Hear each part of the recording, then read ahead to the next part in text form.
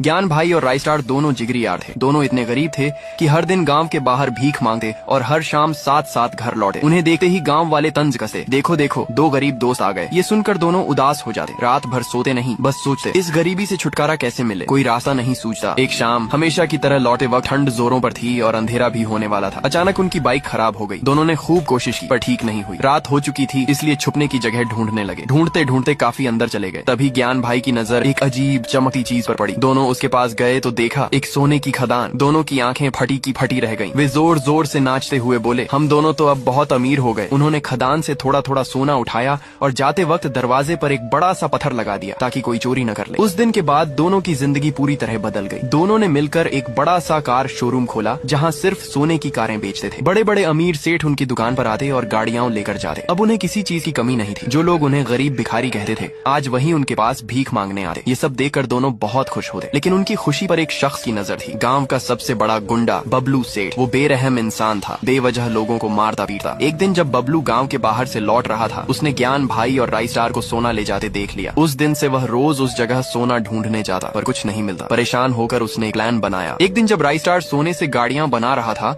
अचानक सोना खत्म हो गया। वह जल्दी से ज्ञान भाई के पास गया और बोला, ज्ञान मेरे भाई, सोना खत्म हो गया, तुम जल्दी खदान जाओ और सोना लेकर आओ। ज्ञान भाई गाड़ी में बैठा और सोना लाने निकल पड़ा। उसे क्या पता था कि उनकी बात बबलू सेठ सुन रहा था। बबलू ने ज्ञान भाई का पीछा किया और कुछ ही देर में खदान के पास पहुंच गया। उसने चुके से देखा ज्ञान भाई धीरे से एक पत्थर के सामने खड़ा हुआ और बोला, खुल जा वरना राइस्टार आ जाएगा। ये सुनते ही पत्थर हट गया। ये सब देख बबलू बहुत खुश हुआ। दूसरी तरफ राइस्टार अभी भी ज्ञान भाई का इंतजार कर रहा था। उसने कहा, ये ज्ञान तो आने में बहुत देर कर रहा है। आखिर में परेशान होकर वह खुद खदान पहुंचा। अंदर जाकर देखा उसका दोस्त ज्ञान भाई बेहोश पड़ा था। राइस्टार ने उसे उठाया और बोला, क्या हुआ ज्ञान, तेरा ये हाल किसने किया? ज्ञान भाई ने सारी बात बताई। मैं सोना उठाकर गाड़ियों में बाहर रख रहा था, तभी अचानक बबलू सेठ आ गया। मैं उसे देखते ही हैरान रह गया, लेकिन उसने मुझ पर हमला करके बेहोश कर दिया और खदान का सारा खजाना लूट कर ले गया। राइस्टार ये सुनते ही गुस्से से लाल हो गया। उसने ज्ञान से कहा, तू हॉस्पिटल जा, मैं अभी उस बबलू सेठ को मजा चखा कर आता हूँ। दूसरी तरफ बबलू सेठ बहुत खुश था और बोल रहा था, अब मैं भी राइस्टार जैसा अमीर बन जाऊंगा। वह खुश हो ही रहा था कि अचानक उसे किसी की आवाज आई। तभी वहाँ राइस्टार आ गया। बबलू ने उसे देखते ही कहा, तुझे मारना है क्या? राइस्टार ने चिल्लाकर कहा, बबलू